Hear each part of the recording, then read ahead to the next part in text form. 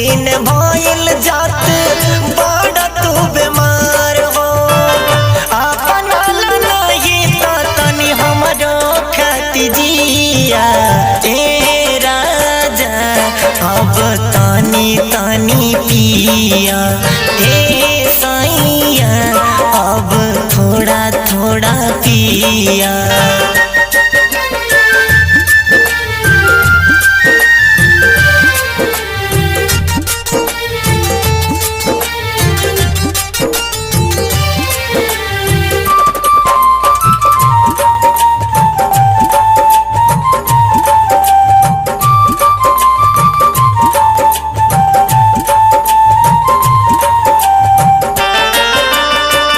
केहू नहीं देवे वाला बाटे हमार साथ हो। तोहरा बिना लइका होई जई हसयनाथ हो। हाय केहू नहीं देवे वाला बाटे हमार साथ हो। तोहरा बिना लइका होई जई हसयनाथ हो।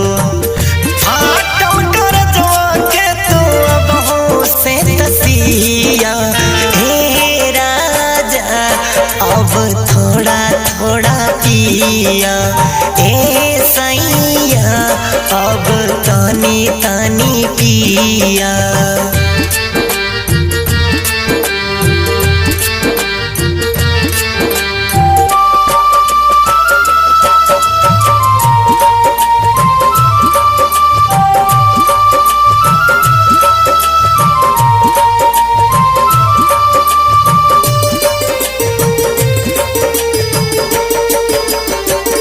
अब से सम्हारा जवन बचल बाट बाकी नइखे छूटत ता काम कर द खोराकी।